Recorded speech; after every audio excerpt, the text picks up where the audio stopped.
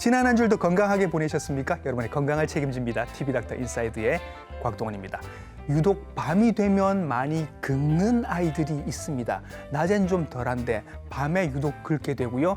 요즘처럼 건조한 겨울철 밤이 되면 더 심해지는 아이들이 있습니다. 아이들이 긁으면 부모님들도 잠을 설치게 되죠. 자, 아토피 같습니다. 조금 더 지켜볼까요? 아니면 바로 병원으로 갈까요?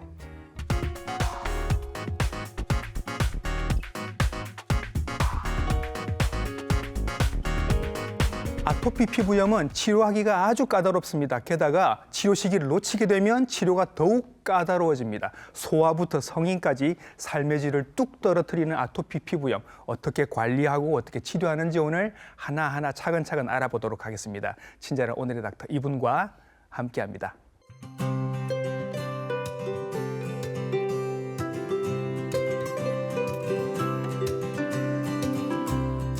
스튜디오에 나와 계십니다. 소아청소년과 전문의 정진아 선생님이십니다. 선생님 안녕하십니까?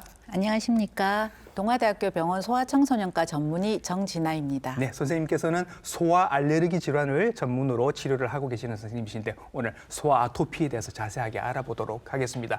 정의부터 한번 훑고 지나가죠, 선생님. 아토피 피부염이라는 게 뭘 말하는 건가요? 요즘 엄마들이 아이들 피부에 관심이 되게 많으셔서 네. 조금만 피부에 뭐 발진이 생겨도 예. 혹시 아토피 피부염이 아닐까 걱정을 하시고 병원에 오시는 경우가 있는데요. 예. 일단 아토피 피부염은 극심한 가려움증을 주 증상으로 하면서 가려움, 예, 그리고 네. 특징적인 발진과 발진, 피부 건조증, 건조증. 그리고 이러한 증상들이 한 번만 생기는 것이 아니라 예. 특정 부위에 좋아졌다가 나빠졌다가 이거를 예. 반복하게 되는 예. 만성염증성 피부 질환입니다. 원래 아토피란 피부염은 좋아졌다 나빴다를 늘 반복하는 성질이 있군요. 네, 맞습니다. 예, 거기다가 이걸로 끝나지 않고 다른 병으로 연결이 되기도 하지요.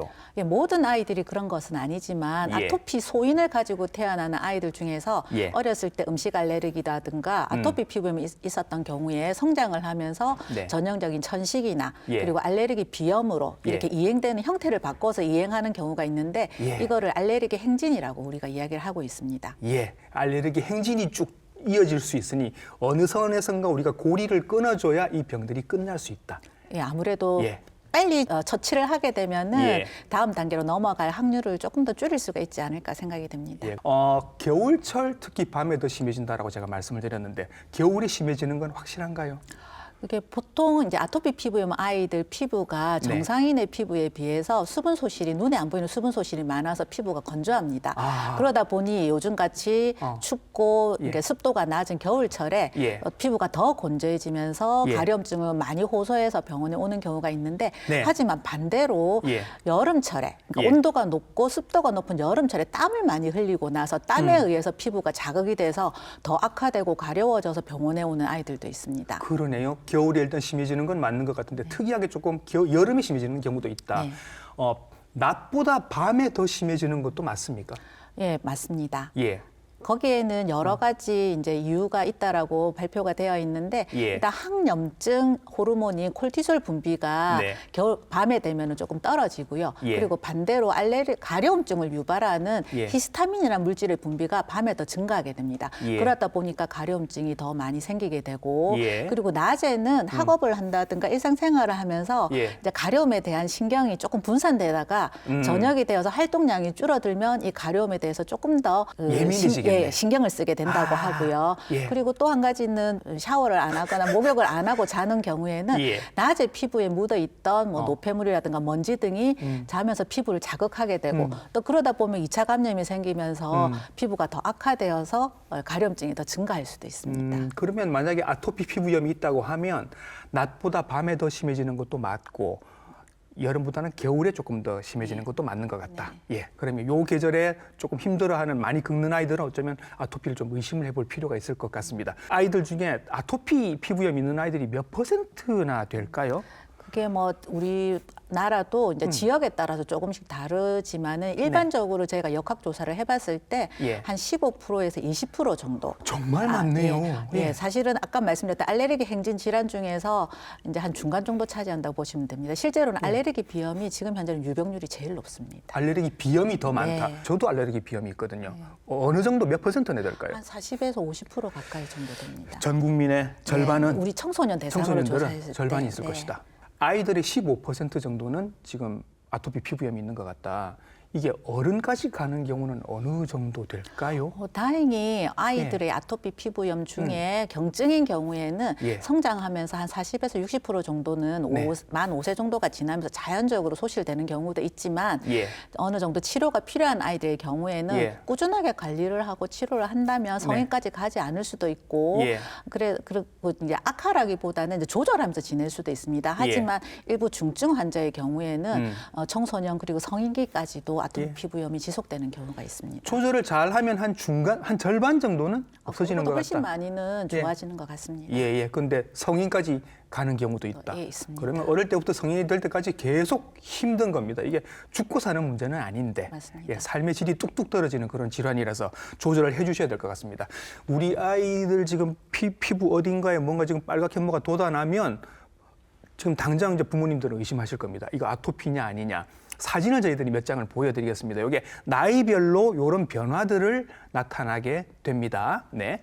네, 지금 사진을 보시면 네. 영유아기 아주 어린 아이들의 경우에는 얼굴과 두피, 목 등에 예. 우리가 흔히 말해서 피부가 발개지면서 진물이 난다라고 이야기하는 예. 홍반 수균성 피부 질환으로 나타납니다. 뺨이랑 두피에. 두피에 그리고 예. 목에 그리고 예. 아이들이 이제 이가 나기 시작하면서 침을 많이 흘리니까 뺨 주위에 주로 또 많이 생기기도 하고요. 침 흘리면서 그 자리가 또 아이고, 네, 그러네. 침독이라고 생각을 하시지만 예. 그 중에 이제 아토피 피부염인 경우도 꽤 많고요. 예. 근데 이제 아이들이 그러다가 이제 성장을 하면서 네.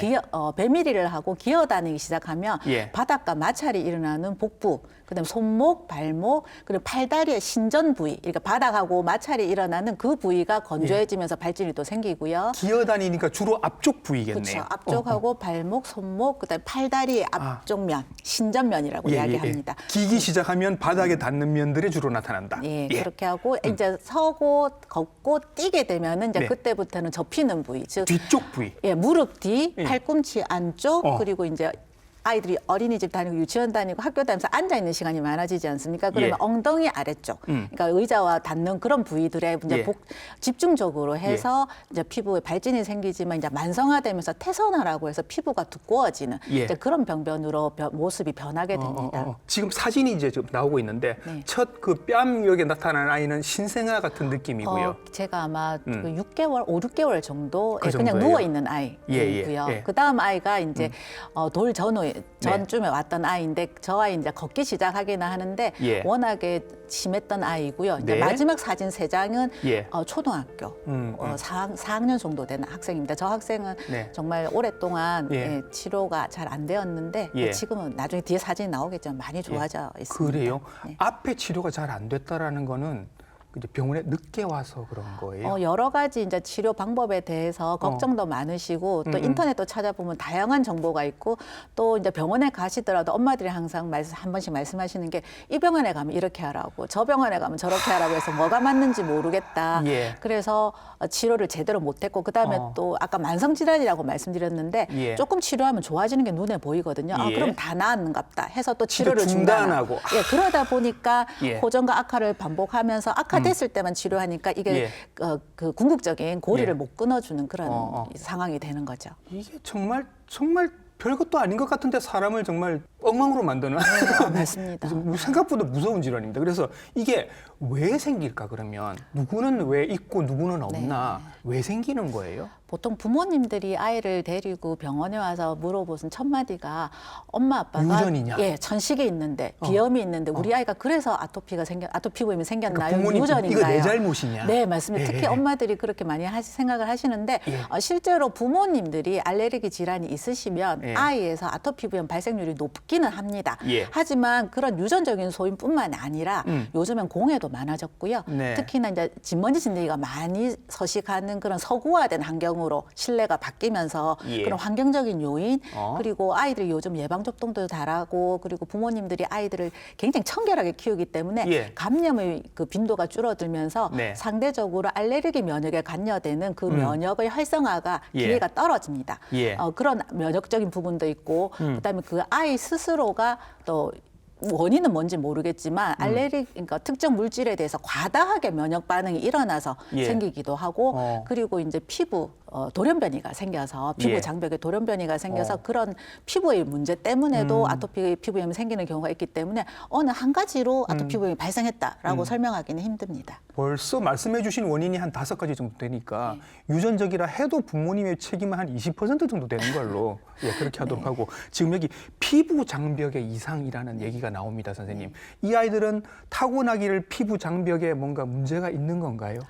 그 이제 피부 장벽의 문제라고 할 때 저희가 보통 필라그린 돌연변이를 이야기를 하는데 돌연변이가 있는 그건 거예요? 아주 일부 환자들이고요. 예. 이 아토피 피부염 환자들의 피부 자체가 우리가 흔히 벽돌 쌓으면은 층층이 쌓아 올렸을 때 굉장히 견고하게 쌓여져 있지만 네. 몰타르가 중간에 들어가는 몰타르가 이렇게 흐물흐물하거나 이 장벽들이 제대로 안 쌓여 있으면 그쪽으로 수분 소실이 많이 되거든요. 그렇죠. 그래서 이 아토피 피부염 아이들의 피부는 이유는 잘 모르겠지만 정상인의 피부에 비해서 예. 이런 장벽이 약하고 그래서 수분 소실이 많이 되어서 더 건조해지고 그쪽으로 또 세균이라든가 여러 가지 알레르기 일으키는 물질들이 잘 침투가 되어서 피부가 예민해지는 예. 그래서 그게 이제 피부 장벽의 문제가 된다. 문제가 예. 생겨서 발생을 하는 것 같다라고 이야기를 합니다. 벽돌이 착착착착 이렇게 쌓여 있어야 되는데 네. 그 사이를 발라주는 몰탈 같은 게 조금 약해서 네. 이렇게 막 얼기설기 이렇게 되어 있는 경우가 예, 많아서 그림으로 설명드리자면 그렇습니다. 바람도 새고 네. 막 수분도 새고 막 이렇게 되는 건 거네요. 그러면 우리가 나중에 보습제 발라주는 게 그게 이제 몰탈 역할을 하는 건 네, 거예요? 맞습니다.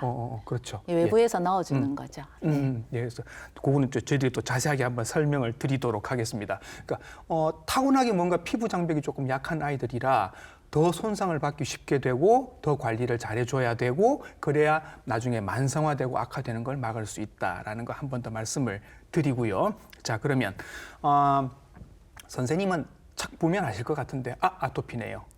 어젯밤에 많이 긁었겠네요.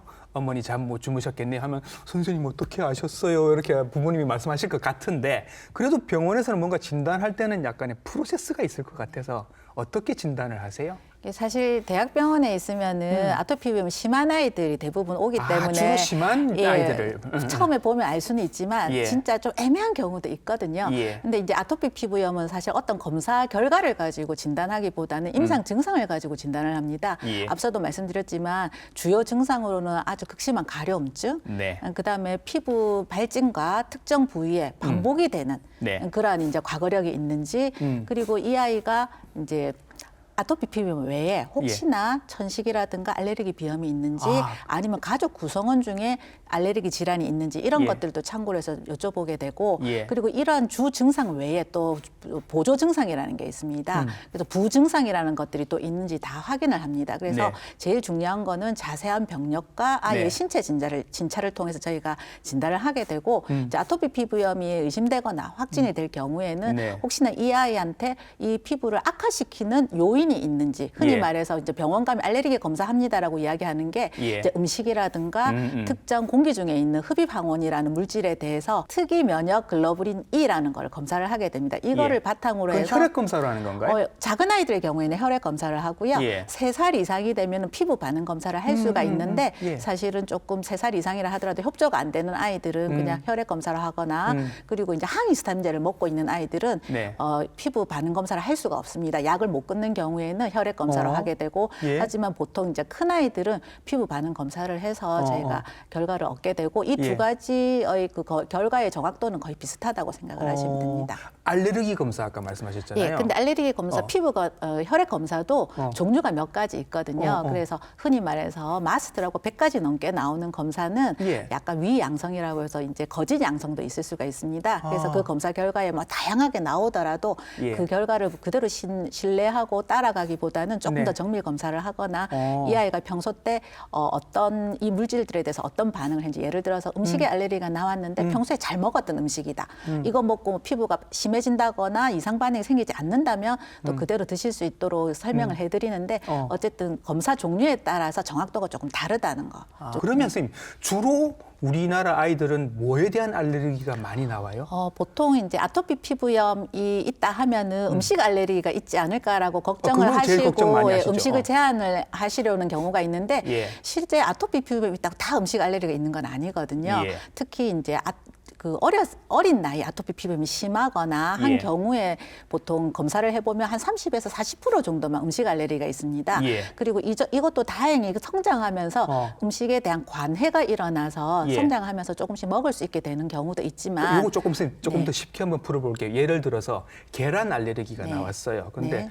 한참 클 때는 많이 먹여야 하는데 계란도 그 중에 하나일 텐데. 예, 우리나라에서 가장 흔한 음식 알레르기 원인 중에 우유하고 달걀이 있습니다. 아, 그래요? 그래서 이게 만약에 양성 반응이 나오고 실제로 얘가 이거를 먹었을 때 증상이 나타날 것 같다라는 위험 수치에 있는 아이들은 철저하게 제한을 하되 반드시 영양 상담을 거쳐서 네. 대체할 수 있는 식품을 소개를 해드립니다. 그러니까 단백질, 칼슘 이런 것들을 예. 계란을 해서 못 먹으니까 다른 음식 뭘 먹으면 될지를 반드시 상담을 해서 영양 결핍이 안 생기도록 저희가 교육을 하고 있고요. 예. 그리고 다행히 이제 수치에 따라 다르지만 성장하면서 달걀, 우유 같은 경우에는 수치가 알레르기 반응이 줄어드는 경우가 많습니다. 처음에는 못 먹었지만 네. 나중에는 먹을 수 있게 되는. 예, 먹을 수 있게 되는 경우가 있고 그리고 또 아이에 따라서는 예를 들어서 달걀을 한 개를 온전히 다 못 먹지만 절반 정도는 먹을 수 있다. 뭐 이렇게 되는 경우도 네. 있고 또 달걀도 그 안에 요즘은 성분 항원이라는 검사를 하거든요. 예. 그 성분 항원 검사를 해서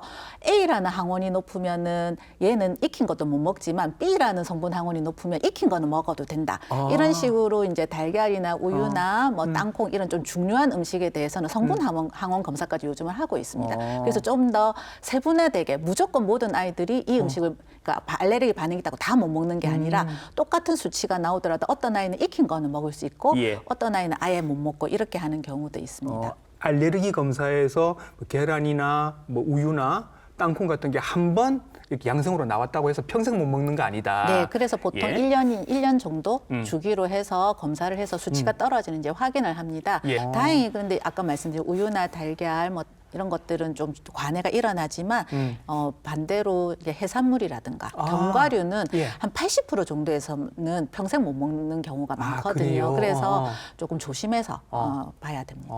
그 음식 알레르기를 너무 그렇게 크게 걱정은 안 하셔도 될 것 같고 진먼지 진드기가 되게 많이 나온다면서요? 네, 네. 그 보통 3세 이전에 작은 아이들은 음식 알레르기 때문에 아토피 피부염이 악화되는 경우도 있지만 네. 이제 3세가 넘어가거나 성인에 가게 되면은 예. 음식보다는 이제 피부에서 떨어지는 각질, 부스러기를 먹고 사는 이 진먼지 진드기에 대한 알레르기 반응이 생기면서 이 진먼지 진드기 때문에 피부가 악화되는 경우가 많습니다. 예. 그래서 이런 피부 관리, 환경 관리를 할 때 이 진먼지 진드기를 어떻게 차단을 시키느냐 그 방법들을 잘 하시는 게 또 치료에 도움이 많이 됩니다. 결국 음식 관리는 조금 이제 루즈하게 하셔도 되겠는데 청소 같은 거는 조금 더 타이트하게 하셔야 된다는 얘기가 될 것 같습니다. 어린 아이일 때는 음식도 필요한 경우에는 제한을 네. 하시되 예. 무조건적이지는 않다. 예. 그리고 말씀하신 것처럼 이제 환경 관리는 예. 어린 아이든 큰 아이든 다 모든 환자들에게 다 적용되는 겁니다. 예, 치료 한번 들어가 보도록 하겠습니다. 치료제에 대해서는 이제 부모님들이 걱정도 되게 많이 하고 하시는데 이런 단계별로 이런 약들을 쓸 수 있습니다. 일단 크게 한번 소개를 해주실까요?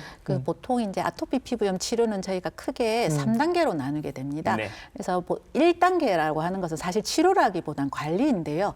피부 보습이라든가 그다음 위생 관리, 그다음 진먼지 진드기가 서식하지 않도록 그 환경들을 조절하는 이런 것들이 다 1단계 관리가 되겠습니다. 예. 근데 이런 관리만으로도 피부가 조절되는 아이가 있는데 네. 그렇지 않고 피부가 좀 심하다거나 예. 2차 감염이 생긴다거나 합병증이 생기는 경우에는 2단계 치료인 2단계 관리인 치료로 들어가야 되는데 예. 거기에는 이제 가려움증을 완화시키는 항히스타민제를 먹거나 네. 그다음에 2차 감염이 생겼을 때는 항생제를 먹거나 바르는 연고를 발라야 되고요. 예. 그리고 또 이제 우리가 엄마들이 제일 걱정을 많이 하시는 스테로이드 제제, 예. 바르는 스테로이드 연고나 크림 같은 것들이 2단계 치료에서는 이게 스테로이드 연고가 피부 염증을 깔아앉히는데 굉장히 효과적인 치료제입니다. 그래서 스테로이드를 국소적으로 바르는 치료, 스테로이드를 너무 장기간 쓰는 경우에는 국소 면역 조절제라고 또 다른 연고가 있습니다. 예. 이런 것들을 치료하는 것이 2단계 치료고요. 예. 일부 환자에서는 너무 중증 환자의 경우는 이 2단계 치료만 가지고 조절이 안 되는 경우가 있습니다. 그러면 3단계에서는 이제 스테로이드를 이제 경구로 예. 아주 짧은 기간 먹이거나 네. 아니면 면역 조절제라고 해서 요즘은 사이클로스포린 같은 그런 약들이 있습니다. 예. 그거를 먹어서 조절을 해보는데 이 두 가지 약제는 부작용이라든가 또 끊었을 때 반동 현상이라고 리바운드가 생기는 경우가 피부가 다시 악화되는 경우가 있기 때문에 예. 조심해서 저희가 사용하고 있고 다행히 최근에 네. 생물학적 제재라고 해서 아주 중증 아토피 피부염 환자에서 사용할 수 있는 약물들이 개발이 예. 되어 있습니다. 예. 경구용도 있고 주사도 있는데 사실은 성인에서는 훨씬 많이 사용하고 있지만 최근 들어서 소아에서도 이제 보험 인정을 받아서 쓰는 약들이 있습니다. 근데 이 약들은 쓰기 전에 조건이 되게 까다롭습니다. 보험 인정을 받으려면. 그래서 예. 이거는 소아 알레르기 전문의의 진료를 받고 예. 2단계 치료까지 했는데도 안 되고 또 나이에 따라서 그 기준이 다 다르거든요. 네. 그래서 거기에 해당이 되는 환자에서만 보험 적용을 받아서 치료를 받을 수가 있는데 효과는 상당히 좋습니다. 선생님께서는 이미 단계별로 준비가 다 되어 있으시니까 네. 이제 어머님들한테 어머님 저를 믿으셔야 됩니다 이러면서 이제 쭉 따라오시기만 하면 어떻게든 치료가 가능하다는 믿음을 좀 갖게 되는데 그 말씀하신 약 중에 제가 좀 궁금한 것만 몇 가지 좀 질문을 좀 드려볼게요. 면역 조절제라는 걸 쓰신다고 하셨습니다. 이게 이름을 들어보니 제가 옛날에 학교에서 배울 때 항암제로 썼던 약들이 있습니다. 이게 아토피가 암은 아니잖아요, 선생님. 네. 예. 그런데 말씀드린 것처럼 이게 면역이 문제가 되는 질환이기 때문에 예. 그 면역 관련해서 이 약들을 쓰게 되면은 예. 항염증 작용으로 인해서 피부가 좋아집니다. 근데 이제 끊을 때도 저희가 서서히 끊게 되거든요. 한 번만에 끊는 게 아니라. 예. 그런데 장기간 사용할 수 없기 때문에 그리고 필요하면 중간중간에 또 피검사도 해야 됩니다. 몇 네. 가지 뭐 성분들이 우리 피검사에서 이상 수치가 나타나지는 않는지 확인도 예. 해야 되고요. 그래서 요 굉장히 조심스럽게 쓸 수 있는 약이 되는데 생각보다 요 면역 조절제까지 쓰는 경우도 예. 꽤 있습니다. 예. 그러니까 항암 성분으로 쓰는 게 아니라 면역 조절 기능으로 이 약을 같은 네, 약을 그리고 쓰는 거니까. 용량이 아마 다를 겁니다. 다르다. 예, 저희는 예, 그렇게 예. 많이 쓰지는 않습니다. 예, 선생님께서 알아서 쓰실 거라고. 면역 조절제가 있고 아까 스테로이드 연고 쓰는 것도 되게 걱정들을 많이 하시니까 안전하게 쓸 수 있죠. 네, 맞습니다. 예. 엄마들이 제일 걱정하시는 게 스테로이드 연고 바르면 부작용이 생기지 않을까 해서 진짜 조금씩 이렇게 쓰시는 경우도 있는데 예. 우리 아토피 피부염 치료에 있어서 가장 중요한 흔히 말해서 치트키라고 할 수 있는 게 이 국소 스테로이드 제제거든요. 이게 국소 스테로이드 제제는 혈관 투과성에 따라서 1단계부터 7단계까지 강도가 나뉩니다. 예. 근데 소아는 피부가 약하기 때문에 저희가 제일 약한 7단계에서 5단계 정도까지 사용을 하고 예. 특히 얼굴이나 뺨, 뭐 눈꺼풀, 목, 그리고 아까 말씀드린 접히는 부위 이런 데는 피부가 얇기 때문에 네. 가능하면 제일 낮은 7단계나 6단계 정도 연고 제제를 저희가 선택을 하고 있고요. 그래서 엄마들이 그냥 한두 번 바르고 나서 혹시 부작용 때문에 막 끊으시는데 네. 실제로 하루에 한 번, 심한 경우에는 2번, 예. 2주 이내 매일 바르시는 경우에는 바로 끊어도 부작용 없이 중단을 하실 수가 있고 그리고 바르는 양이 중요합니다. 너무 작게 발라도 효과는 없거든요. 그래서 보통 엄마들한테 설명드릴 때 발라주시는 분 손 기준으로 해서 손가락 한 마디 보통 0.5g 정도 되거든요. 원 핑거 팁이라고 해서 이게 0.5g 정도 되는데 예. 사람 손마다 사실은 조금 다르지만 예. 그래서 발라주시는 분 손가락 한 마디만큼 짜서 예. 손바닥 2개가 덮일 수 있는 범위 예.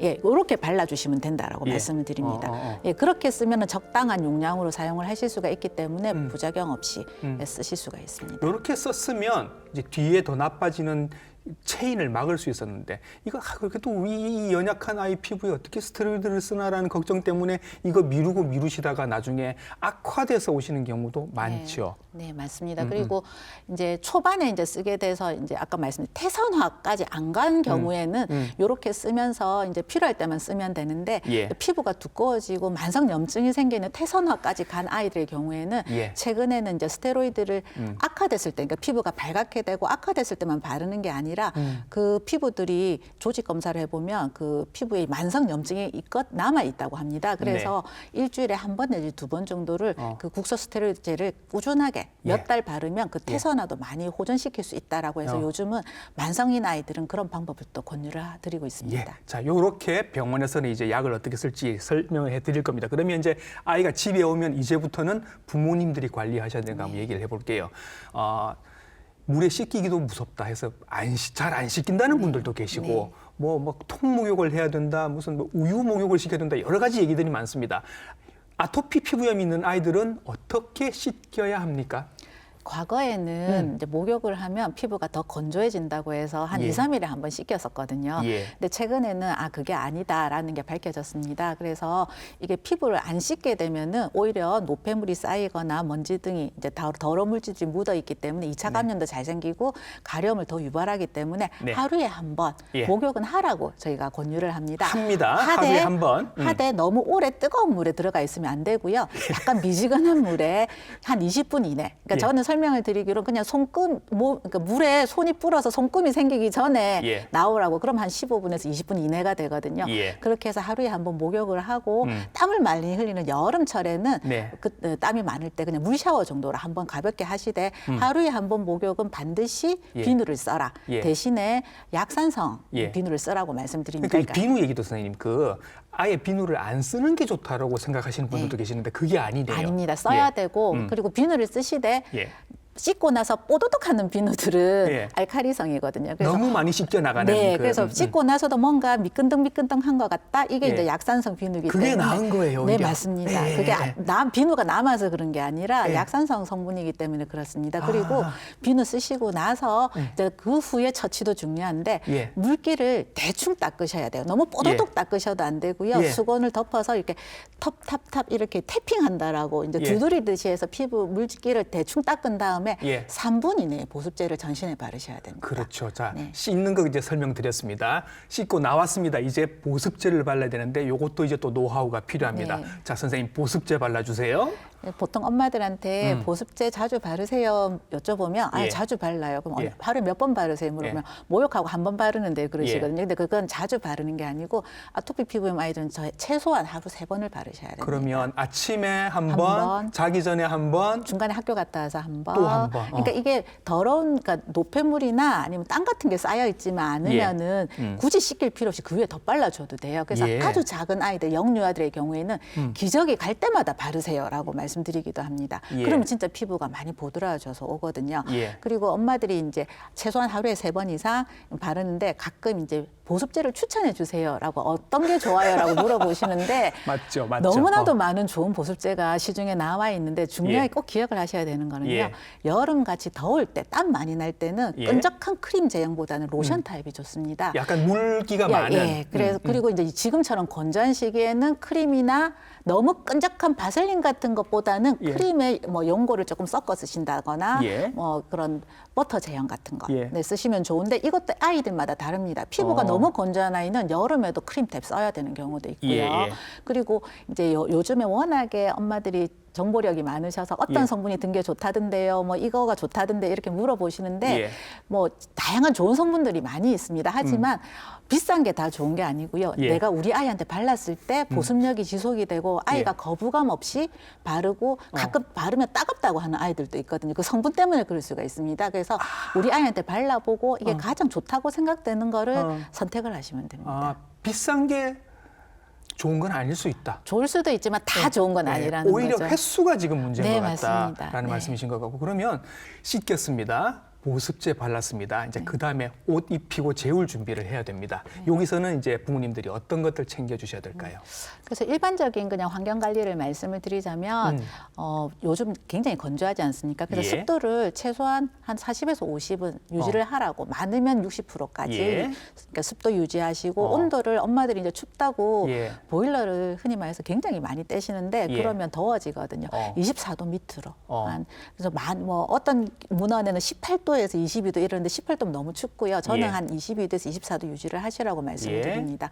그리고 이제 침구류가 온도는 중요한데요. 오히려 조금 낮게 하고 습도는 조금 더 높이는 게 그렇죠. 좋겠다. 한 50% 정도. 근데 너무 높으면 60% 이상 올라가게 되면 우리가 장마철에 60% 이상 올라가지 않습니까? 그렇게 되면 진먼지 진드기가 굉장히 많이 서식을 할 수가 있어요. 예, 예. 그래서 제일 적정은 예. 40에서 50인데 최대 60% 정도 안에 예. 습도를 유지하시면 좋고 예. 그다음에 우리 진먼지 진드기가 제일 많이 서식하는 게 침구류입니다. 침구류, 특히 옷 같은 데 매트리스, 이런 데겠죠. 예, 예. 매트리스, 그다음 천으로 된 소파, 카페트, 쿠션, 예, 쿠션, 이런 이불 거. 이런 거거든요. 그래서 예. 매트리스나 이불 같은 침구류에는 진먼지 진드기를 투과시키지 않는 특수 커버가 있습니다. 아, 그런 게 있어요? 예, 조금 다양한 제품들이 있습니다. 가격대도 다양한데 음. 좀 전문회사 제품으로 해서 그거를 좀 씌우시고 음. 그다음에 아까 말씀드렸던 천으로 된 소파나 쿠션, 카페트 같은 거는 가능하면 집에 안 두시는 게 좋고 그래서 커튼도 그냥 천으로 된 것보다는 블라인드를 쓰시라고 말씀을 드리고 있고 그 외에 또 이제 이 침구류를 그렇게 이제 싸는 것도 중요하지만 예. 세탁을 하실 경우에는 55도 이상 뜨거운 물로 세탁을 하시거나 예. 아니면 일주일에 한 번 정도는 햇볕에 널어서 건조시키는 게 굉장히 도움이 됩니다. 그리고 이제 세탁을 하실 때도 세제 같은 게 남아 있으면 그게 자극이 될 수가 있기 때문에 예. 헹굼을 한두 번 정도 더 하시라고 말씀드리고 있고요. 선생님, 섬유 유연제 써요 말아요? 뭐 그거는 저는 그게 꼭 나쁘다 좋다를 떠나서 아까 예. 말씀드린 헹구는 걸 더 자주 많이 하시면 크게 뭐 영향을 받지 않지 않을까 싶습니다. 오히려 돈을 써야 되는 건 침구류 커버 같은 데 돈을 조금 써야 될 것 같은 예. 그런 느낌이네요. 예. 그런 것도 있고. 그다음에 선생님 그 유기농을 먹여야 돼. 그다음에 무슨 천연 뭐 이런 거 이제 써야 돼. 우리 아이는. 맞나요? 그게 도움이 되는 아이도 있을 수 있고 예. 그냥 크게 차이가 없는 아이도 있습니다. 그래서 네. 그냥 부모 마음에 모든 걸 다 좋은 걸 해주고 싶어 하시는데 예. 그 뭐 유기농이나 천연 제품을 안 먹인다고 아토피 피부염 치료가 안 되는 건 아니거든요. 예. 근데 그거는 부모의 선택이라고 생각을 합니다. 알겠습니다. 자, 선생님 뭐 특히 이번 계절에 이런 계절에 더 바빠지실 것 같아서 선생님께서 쭉 이렇게 환아들도 보시고 환아의 부모님들도 많이 보실 것 같아서 환자 보시면서 조금 이런 게 조금 아쉽다, 이렇게 했으면 좋겠다 싶으신 걸로 오늘 마무리를 한번 해보겠습니다. 네, 솔직히 최근에 어린 아이보다 초등학생이나 중고등학생 아토피 피부염 굉장히 심해서 왜 오는 그럴까요? 애들이. 그래서 이렇게 물어보면 이제 적극적인 치료가 안 된 경우가 많아요. 예. 근데 그런 아이들은 피부만 안 좋은 것이 아니라 피부가 안 좋으니까 자신감도 떨어지고 네. 옆에서 계속 왜 치료 안 하느냐, 피부가 왜 이러느냐 주위 사람들이 입을 대니까 자신감도 떨어지고 아이도 그렇고 부모도 그렇고 우울증 증상이 아이고. 나타난 걸 볼 수도 있습니다. 예, 예, 그래서 다시 한번 말씀드리지만 아토피 피부염은 예. 적절하게 치료를 하면 부작용 없이 반드시 치료 또는 예. 조절이 되는 질환입니다. 예. 그래서 너무 이상한 주위에 있는 많은 자료에 정보에 휘둘리지 마시고 예. 아토피 피부염이 의심된다 싶으면 소아 알레르기 전문의의 예. 진료를 받으시고 꾸준하게 치료를 하신다면 반드시 좋은 결과가 있을 거라고 기대를 합니다. 예. 자, 지금까지 한 30분 정도 얘기를 들으셨다면 이제 아토피 피부염이 더 이상 두렵지 않으실 거라고 제가 확신을 합니다. 오늘 나오셔서 아토피 피부염에 대해서 자세하게 그리고 친절하게 치료까지 다 설명을 해주셨습니다. 소아청소년과 전문의 정진아 선생님이셨습니다. 선생님 수고 많으셨습니다. 감사합니다. 네. 자, 주변에 물어보시기보다는 일찍 전문가를 찾으시고 그리고 치료도 일찍 시작하는 게 좋겠습니다. TV닥터 인사이드 다음 주에도 좋은 정보로 인사드릴게요. 감사합니다.